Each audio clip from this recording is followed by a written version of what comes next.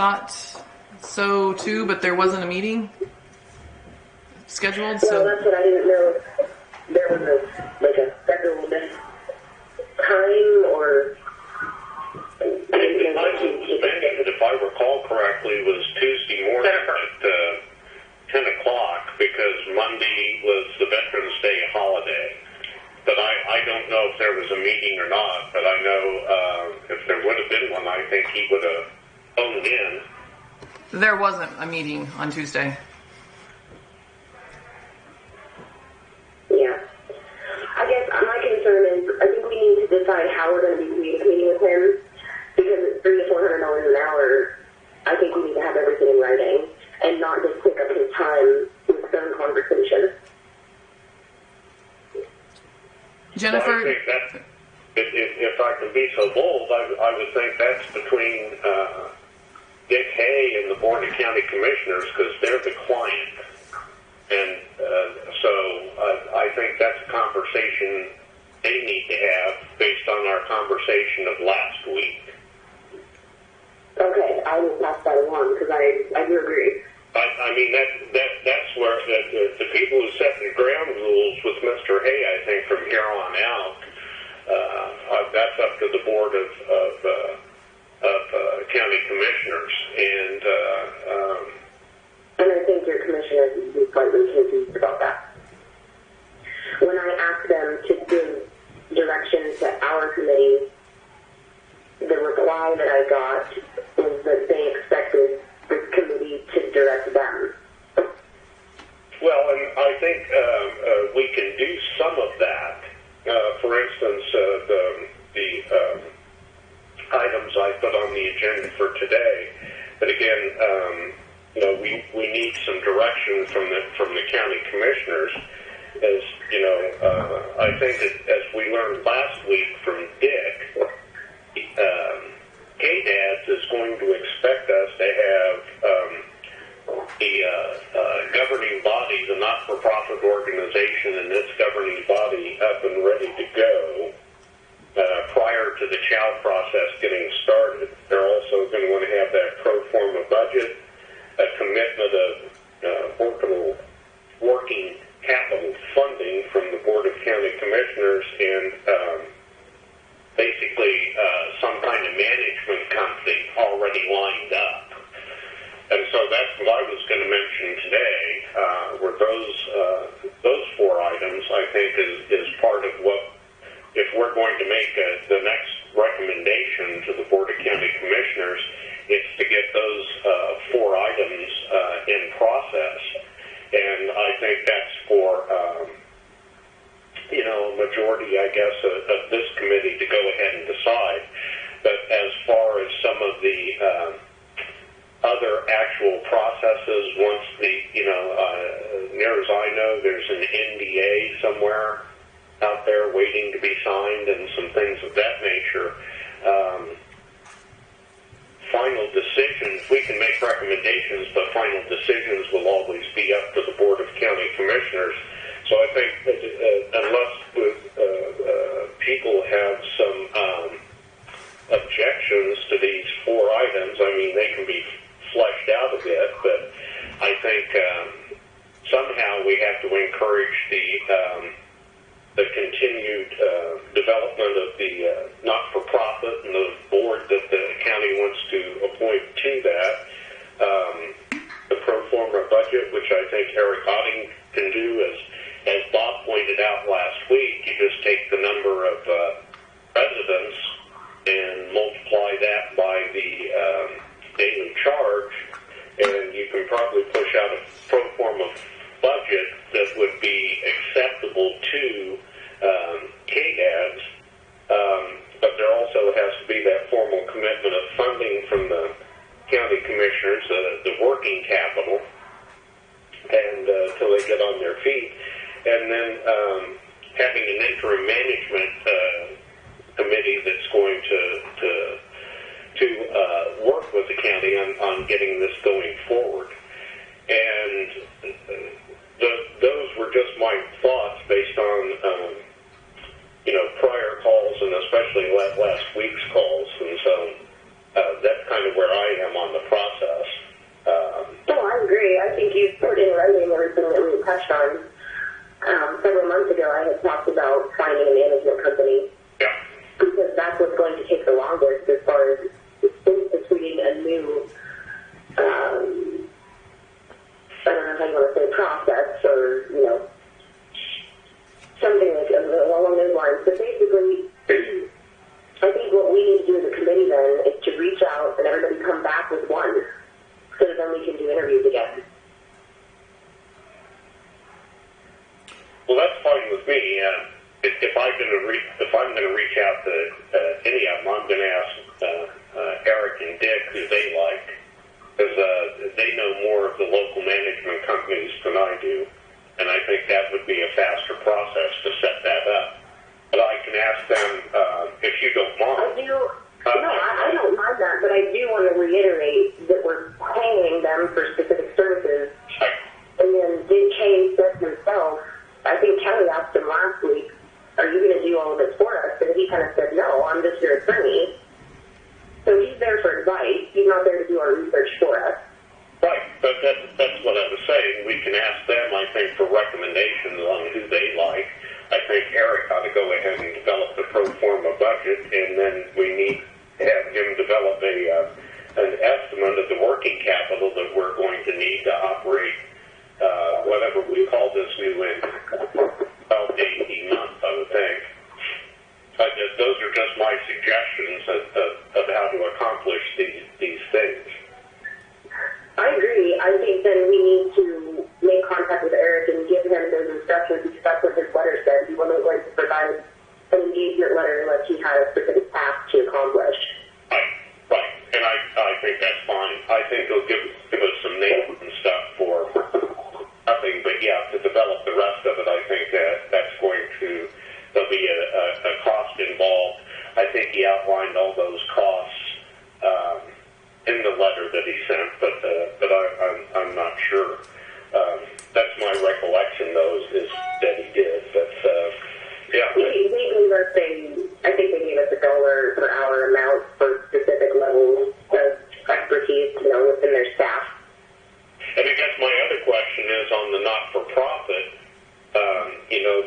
There was the skeleton of the not-for-profit already out there that Bob Krangle and Ben Gableman were working on before all of that got called to a halt. I know that started under John Grace, but I think Bob knows how to set up those not-for-profits. He's already got it, I think, halfway set up. Kelly, what are your thoughts on that? Where was he with that not-for-profit they were going to set up, he and Gableman? Well, I'm not entirely sure, but I do think that they have started that process, and like you said, I think it was kind of halted, but I'm not sure at what phase that was halted. If they've got kind of all the documents, just they haven't been finalized, or if they were still just kind of have some draft. One thing that needs to be, something that needs to be discussed in this committee is where the control is going to be. We have several independent, nonprofit organizations operating on county dollars. The authority does not lie within the commission in that type of circumstance. I am not for or against either way. I just want the clarification out there because when we had our public meetings and there was a transfer of the lease when we signed a new lease with John Grace, the biggest public comment from my recollection is that they wanted the control to remain with the county. Now that was not necessarily the side that I was standing on at that time, but if we are going to have the public input and that's what they're going to say, then it's very dangerous to hand over the operation to an independent organization. I have given a list of questions that we have not gotten answered, and one of them is, can the county be added to the current license? The way the statute reads, there can be more than one person or entity listed on the license for the facility. Yeah, I don't know. That's a legal question that'll have to go through Jennifer and Dick and go from there. I'm just saying some of based on what we've discussed prior, I think these four things need to be actively in process, and I think that's a place where Jennifer and communicates with Dick about some of that, and that's communicated to the Board of County Commissioners, and it goes forward. I just think the time is to move forward, and then if questions come up, we answer them when they come up, because I don't think we can anticipate everything that will happen, or questions. Well, what I'm saying is, just like you're trying to designate a license holder, and from what I've experienced in other counties, the ones that have been successful, the county has held a license, and then they have been able to effectively rent out or lease or subcontract a management company, whether it's a nonprofit or what have you. And this way, those management type organizations can come and go, but the license never becomes jeopardized because it is owned by the actual owner of the facility as well. Okay, that's fine. I don't have any objection to that. I'm just going back to what I recall were some of the original instructions I thought we had gotten from the county was not-for-profit with a board appointed by the county. I wouldn't have any objections as to whose name is on the license. I think that's up to the Board of County Commissioners to decide in consultation with the attorney they pertain, Mr. Hay. I don't know that that's anything we have to discuss, but I think we need to make a decision on point number one, because that's what I recall was one of the things that wanted to be done. And then if the county's on the license, then they still have the opportunity to set up a not-for-profit with a board that they name to run it. And that's what I've always taken as primary goals. And if we want the county's name on the license, that's fine. But that's between the Board of County Commissioners and Mr. Hay. I don't have any objection to that. I just was going back to some of the original discussion about setting up a not-for-profit organization with a board named by the county commissioners to run the whole shooting match and oversee whoever we have as a management company, which may mean that we may have a management company for 12 to 18 months until we find a nursing home administrator who is willing to come in and work for the board of the not-for-profit that the county sets up. And so that's kind of where I'm coming from. In order to get the license and do the change of ownership, I think we have to have most of these four things done. And I think the impression I got from Mr. Hay last week is we need to get on this as quickly as possible. So I think, and I'm just going to throw this out there, but, I think obviously there's still a lot of questions out there, but in my mind, we need to kind of, in terms of setting up this nonprofit, let's just start putting some stuff on paper and, what do we know and what are the things that, I guess to move this along, let's start getting something in place. I can find out from Bob exactly where that was left off and what the next steps need to be, if we need to be drafting some bylaws. And in that, we can kind of flesh out some of these things. But at least there's a draft of something in place that can go to the county commission, and then they can kind of decide where we go next. How they want to answer the questions that are still out there, and then we can kind of keep fine-tuning this thing. But at least there's progress on it. Would that be okay if I talk to Bob and get whatever it is that they have? And then, I feel like in my mind we're pretty clear that this nonprofit board would be appointed by the county commission. To me, that's something that everybody feels pretty strongly and important about. Yeah, I think, and I thought the commissioners were very clear in that it would be appointed in a fashion similar to the hospital board and with as equal as possible representation from all parts of the county. Okay, but therein lies the confusion. You explained it exactly, Steve. You said, like the hospital board. Well, it's my understanding that the hospital board is not a nonprofit organization, that there's a separate foundation that can handle money because it is a nonprofit. But that hospital board is actually a direct appointment board, and they are not functioning as a nonprofit. Am I misunderstanding that?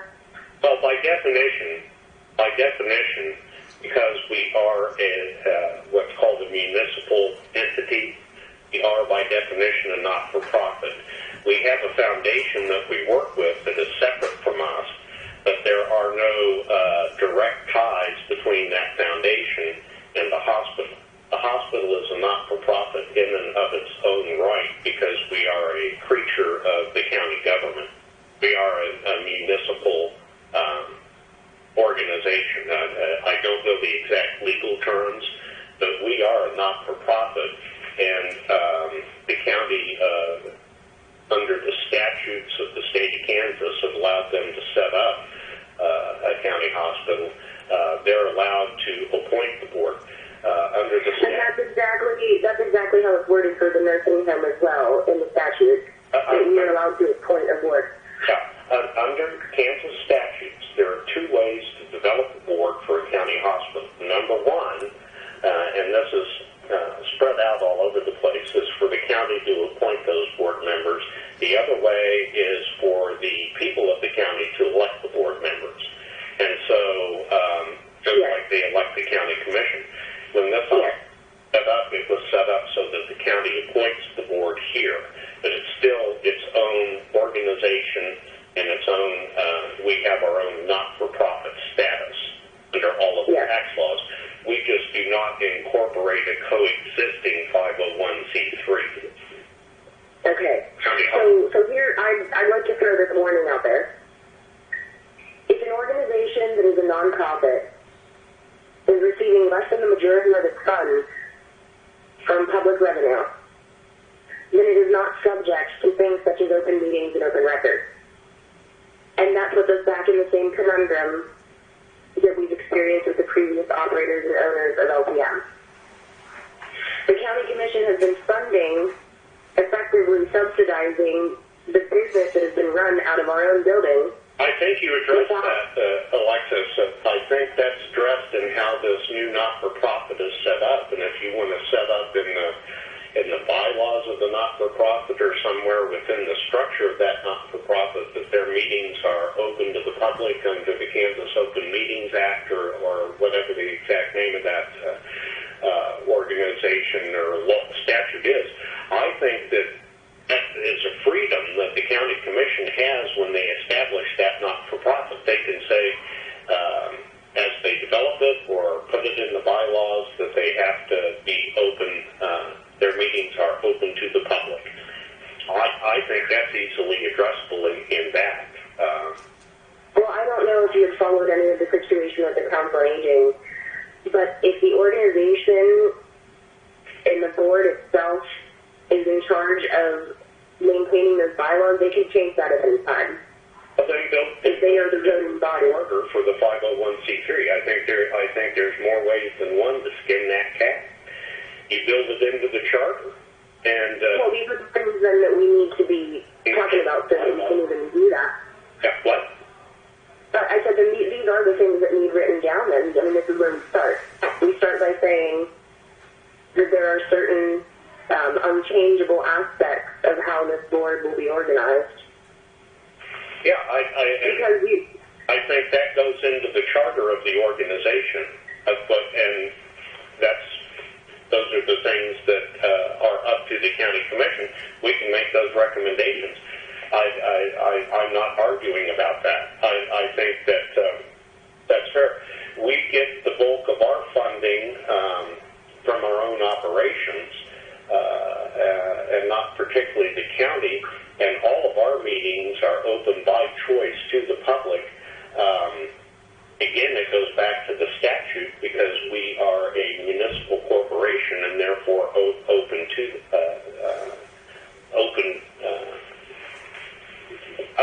Open Meetings Act or whatever that particular law is called. That's why, the Lincoln Sentinel has a reporter at every one of our meetings.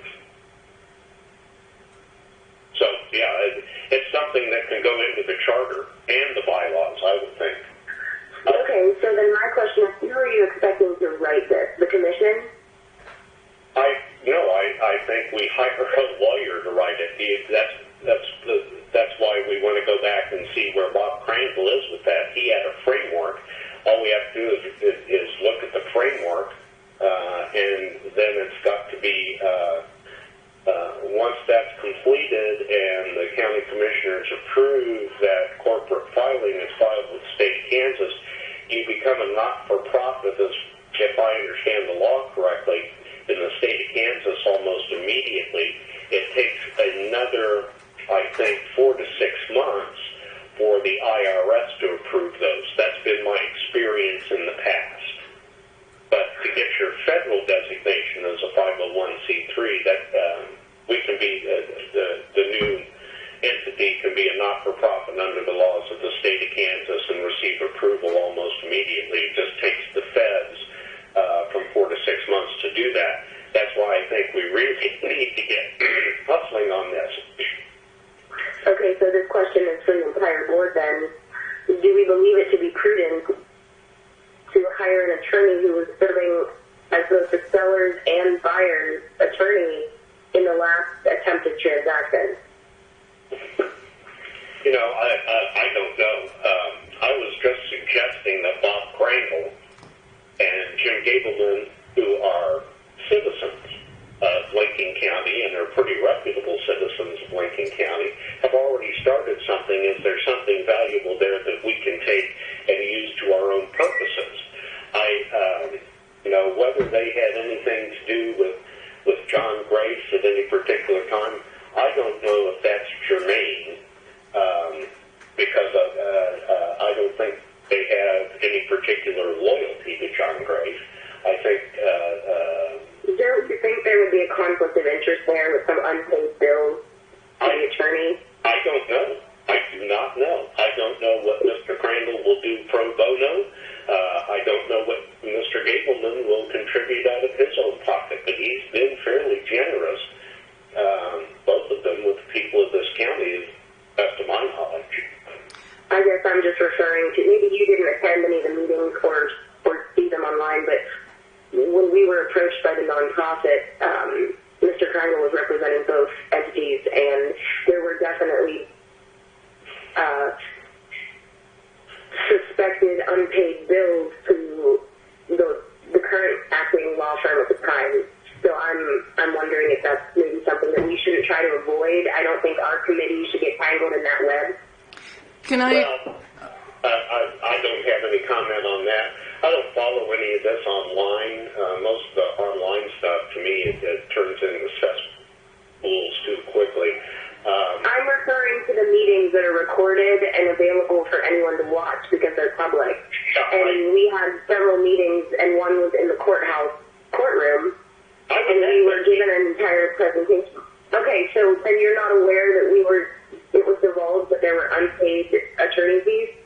No, I didn't. I guess I missed that part. But okay, it was in the presentation. Can I? Well, I guess I missed that part. I remember seeing parts of that. I thought that meeting could have been better handled by those folks. I don't think either Mr. Crandall or Mr. Gableman had anything except the best interests of the people of Lincoln County at heart. That's where I'm coming from.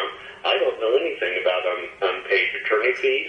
I'm just trying to protect our committee because I don't think it's our committee's job to involve people who have had prior financial investment with this transaction or attempted transaction. Can I just jump in real quick? I would be, I think what we do is make a recommendation to the county commission that they look into what's something that's already partially set up. Maybe that helps with the whole process. But that's just me. I am one vote, one voice, and don't have anything against either Mr. Gableman or Mr. Krangle in any sense. Like I said, I think they're honest folk. Can I jump in real quick? I don't think it's a question of honesty. I think it's just a question of conflict of interest and money. If it's okay with everybody, just to jump in real quick, I will, if it's okay with everyone, would like to volunteer. I will talk to Bob, get the information that he has available.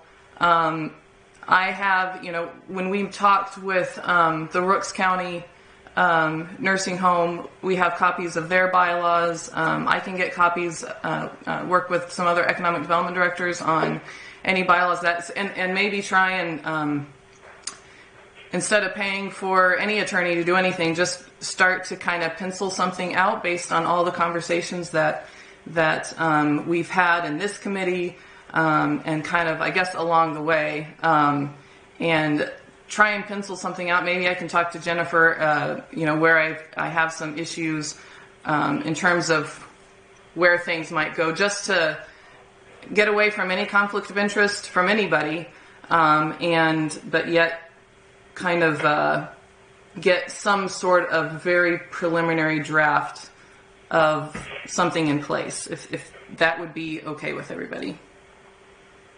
Kelly, this is Jennifer, and that's fine with me. I sent an email to Dick Kay this morning because he did send me some information last week, but I think it's more prudent to address that with the commissioners on Monday in executive session than necessarily dealing with it with the committee. Okay. I think it needs to go to commission first. So hopefully after that I can have a little bit more information and assist Mr. Hay in moving forward. So on Monday, when he meets with the commission, that will be something that comes up. This nonprofit setting it up will come up. Is that what you're saying? Well, he's provided me some information that I don't think needs to be brought up here. Okay. I think it needs to go to the commission first. Okay. Because it needs to be an executive session.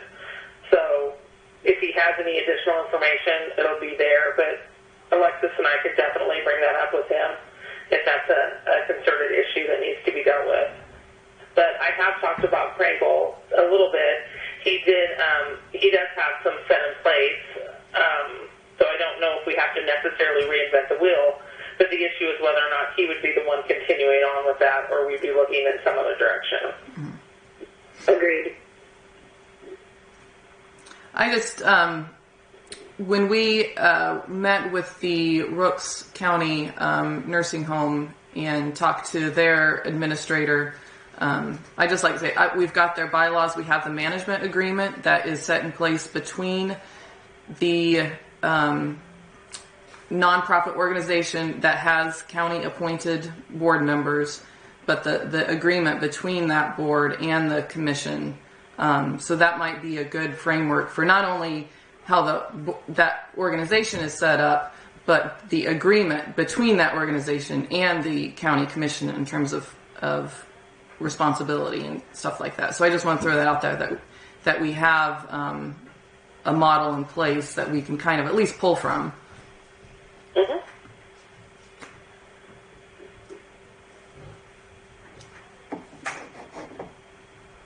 Well, you might ask for their bylaws as well. Yes, I have the bylaws and this management agreement. Oh, great. So, in terms of the pro forma, will there be a discussion on Monday to get Eric Otting moving forward on developing a pro forma for this new entity? I would be glad to ask the other commissioners to agree to engage Mr. Otting for that task. Okay. And I'm assuming that Is Dawn here today? Yes.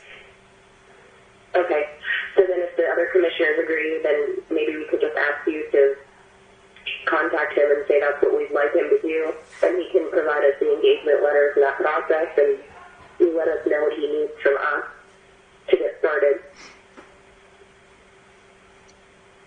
Do you think he could, does he need to be asked in order to kind of put something together, or can we just can something be ready to actually be in front of the commission His in letter that? said that he wasn't. His letter said that he wasn't prepared to provide an engagement letter unless he had a designated task.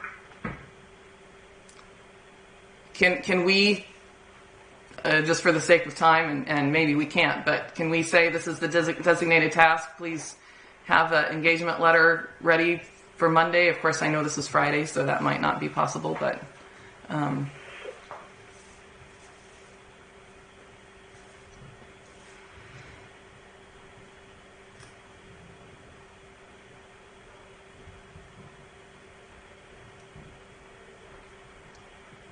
mean, I don't have a problem with that. The commission agreeing to it and signing the engagement all kind of wrapped up in one.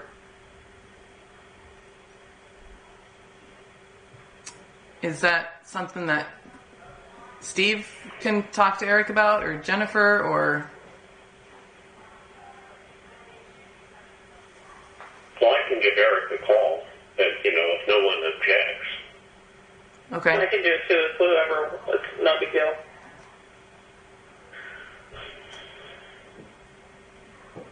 I'm just thinking if there's any way that he could have something to the commission on Monday, then that might just speed up another week. I can give Eric a call if that's what you wish, just based on the outline we've already discussed. To develop a pro forma budget, including a projection of the potential capital needs of the organization over a 12 to 18 month period.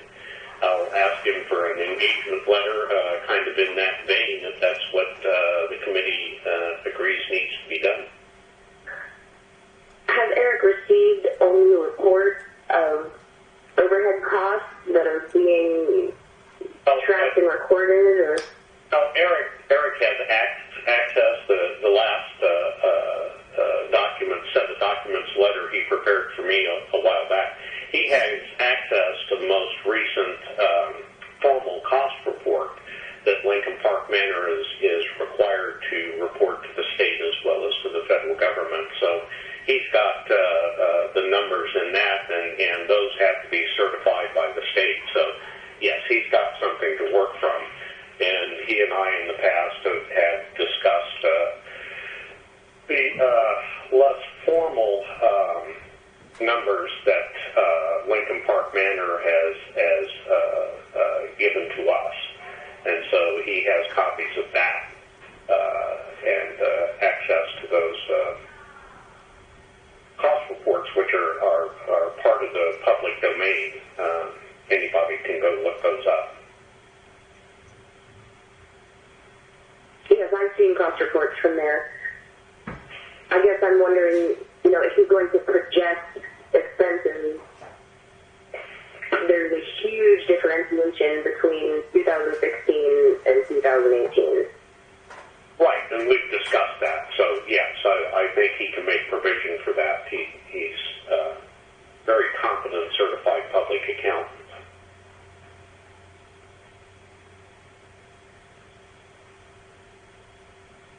So, if we can make some progress there, and the commission can decide that on Monday, in terms of the interim management company, what I think I heard earlier is, Steve, you will ask Dick and Eric for any of their recommendations for potential interim management companies, and if any of us know of any potential, we kind of bring that to the next meeting. Is that? Yes, I'm happy to talk with them. It'd just be email, so. Okay. And I'll have them. I'll have them at least three different vendors to choose from. Okay. What were you going to say, Alexis? I have made a contact with a company that I ran into just by doing some research with the other county-owned facilities. So I'll ask them if they'd be interested in some sort of an interview process. Okay. So maybe that would be an agenda item for the next time, is how we want to go about selecting if we have these names and know who is interested, we can set up interviews of some kind. Would that be a next step? I think that's reasonable. Okay. I think depending on what happens with processing this license in the payment agreement, it may be feasible to engage a company like that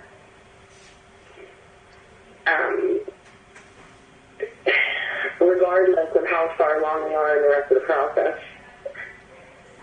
Well, if I understand correctly, before we can get a chow, we have to designate a change of license, and get a license, we have to have somebody who has agreed to be the management company and or have a licensed nursing home administrator in place. And I think the thing to do is get a reputable company in there for anywhere from 6 to 18 months, whatever we think will be feasible. The agreement can probably be structured to make that, that we can extend it or shorten it as needed. So then I see no problem with moving forward, trying to set up a sort of interview process and then potentially, an intent to hire engagement type agreement with that organization. Okay. So at our next meeting, we come with names and we figure out how to set up interviews or whatever that process is. I agree with that. For our next meeting, obviously next week is Thanksgiving, so I'm guessing nobody's probably going to want to meet on the 23rd, the day after Thanksgiving. Would our next meeting be the 30th? Is that 2 Fridays? Yeah. That's fine with me. Yeah, that'll work. That gives us extra time for those people to get back to us then as well. Okay. We'll have a commissioners meeting that day too. On the 30th? Mm-hmm. Okay. What time will they meet? 10. 10? Do we need to... 10, so that's fine. I can come to your office at 9. Do we want to push that meeting time back to 9 instead of 9:30 just so we have a little more time to talk before? Or do we think we could do it in a half hour? I'm fine with whatever. I guess... I'm fine with whatever we decide. 9 or 9:30, either one works for me. Let's just stick to 9:30 and we can put our names in the hat and at least present them to the commission. If we've been given our recommendations or if you've been given your recommendations and I contact the company that I ran into and they show any kind of interest, the way I understand the process to work is you basically present them an overview of an RFP, and if they find that to be appealing, they will sign a non-disclosure agreement, and we can provide them with the financials they need to make an assessment as far as their level of interest.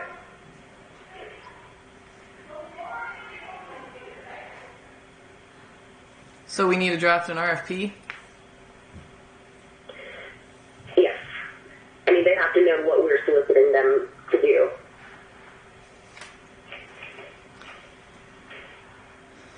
That seems like, I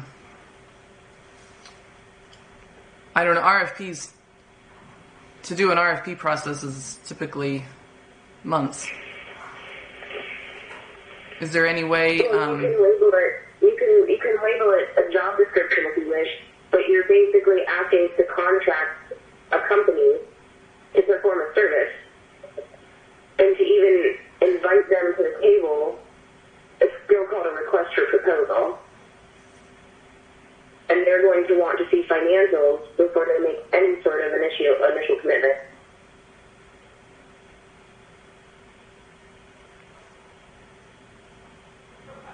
Basically, if you're asking them to come in and come in as management, they're going to need to know what they're dealing with. And so this non-disclosure, I mean, Jennifer, can you answer, do we have an NDA set up with Mr. Hay yet? Because he sent that to you? I have not received it, but he is in the works with that. So I think he's made contacts, which we would like him to make, and he has some information from that, but I truly believe it needs to go to the Board of County Commissioners first. Right. But that's something. So I guess what I'm saying is, yes, and I think the financial assessment that we do, combining prior expenses and documents with our projected pro forma budget, that's going to be what's presented to these companies so that they can make their evaluation of whether or not they can take on this management job.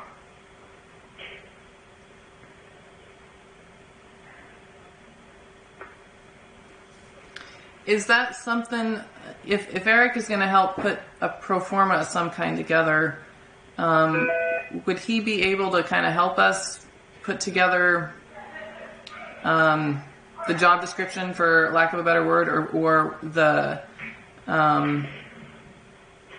whatever the agreement would need to be, and I'm not sure exactly what I'm trying to say, but I would imagine he has a lot more experience with what something like that needs to look like, or how other counties do this, and what's kind of in place to get that to happen. Yeah, I can ask him about that. I'll ask Eric about that. Well, we can also take a look at this management agreement that you have, Kelly. I mean, that gives also a framework to know, that doesn't give the numbers necessarily the operation, but it gives the scope of work to be completed. Yeah, I guess I'd have to go back and look. I don't know if that... I'll just have to look at that again, and what we can kind of pull from that. I'll do that, and I'll send that around to everybody too. Okay.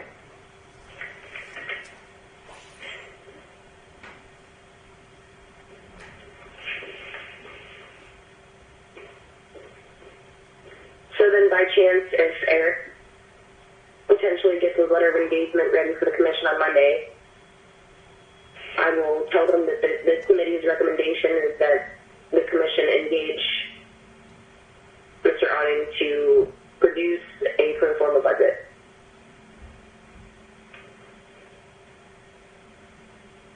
I think so. Sounds good to me. Yeah, I think so.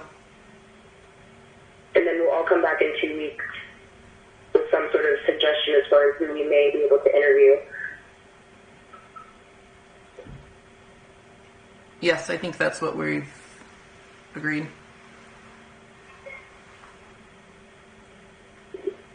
And Jennifer, if I understood you correctly, you were maybe going to gather the information that was already established as far as the outline of chartering a new nonprofit. I think Kelly and I were going to work on that together because I've already had conversations with Bob Krangle about that. But again, I think we need to discuss that a little bit on Monday too, about what everybody's level of comfort is on moving forward with that and with who. Okay. Is there anything else? Well, I do think, and I'll bring it to the commission, but I do think we need to get some of those other answers for the questions that we had about processing the license and what our options are. So I'll definitely bring that up on Monday. And Mr. Hay is available all morning until 11:30, so I'm going to check with Dawn after this meeting and kind of get a time when I'm available and he's available and you guys are, so we can kind of deal with that a little bit.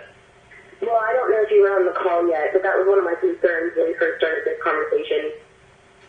I do think we need to kind of come up with a system of communication with this attorney. I'd hate to see us spending money on phone calls where we don't really have any concrete information. And I'm not saying that about Monday. I'm just suggesting maybe you could come and talk to us as a commission. Give us a half an hour window with you before we actually talk to Mr. Hay. And I have no problem with that. I just feel like this information needs to come to you in executive session, and he is available if we need to have further questions. But the information I'm receiving from him is, sometimes every other day something pops in, and so we're constantly kind of dealing with it, and I'm fine with that. I just feel like the commission needs to know what's going on. Sure, yeah, no, I appreciate that. So I have no problem doing it that way. I just want you to know that he has some availability if we have specific questions for him, where we can just call and have a short conference call with him. Okay, that sounds good to me. I just wanted to clarify that. And I was on the conference call at 9:30, so I heard everything. So. Okay. I had somebody on the agenda, unless something changed in the last 15 minutes that I left early yesterday. The 10 to 11 is open. So my question would be, Jennifer, could you come at 11:15 and then we could call him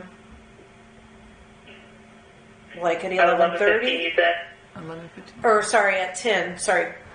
From 10 to 11. 10 yet. I may have a hearing upstairs, but that shouldn't take very long. So at the minimum, I would be about 10:30. I could be there. Okay. Because I have Michael and Tanner coming in at 11. And Dee Dee at 11:30. Well, do you think we could flip-flop Tanner and Michael and put them in at 10, and then I'll just take the 11 o'clock slot? But would that give enough time before Mr. Hay needs to... Because you said he had till 11:30? Yeah, I don't think it's... I mean, I could be down there earlier. I mean, once I get done, I could come down. Okay, well, why don't I see if I can, as long as there's nothing on the agenda that hasn't, because I left 15 minutes early yesterday, but Okay. how about I'll check with Michael and Tanner and see if they can come in at 10:15, and it would have you there by 10:45, and then that would leave us, I don't know how long you're thinking with Mr. Hay. We may not need to talk to him. You never know. But I'll just need to go into executive session with the board for attorney-client privilege. Okay. And then that would leave us We just a half an hour. have that maybe 15-minute slot between 11:15 and 11:30, if she's only available until 11:30.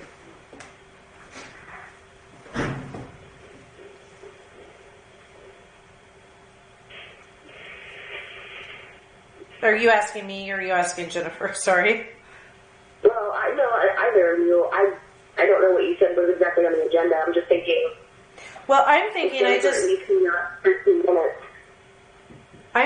just block off 10:45 to 11:30 for Jennifer, Mm-hmm. and it takes as long as it takes, and then we'll have Dee Dee. I think Dee Dee was going to come with Michael, but we'll figure that out. And then if Jennifer's not down there right away, but we'll have her come back.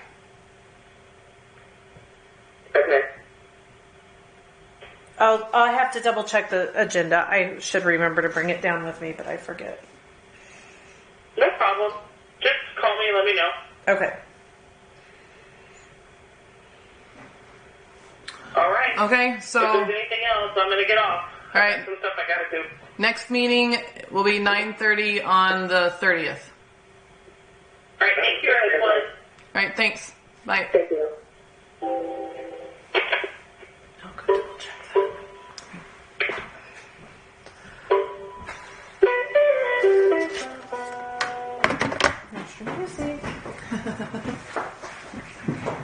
Okay. Your drink, madam. Oh, thank you. I'd be coming back down. Yeah. I didn't drink it.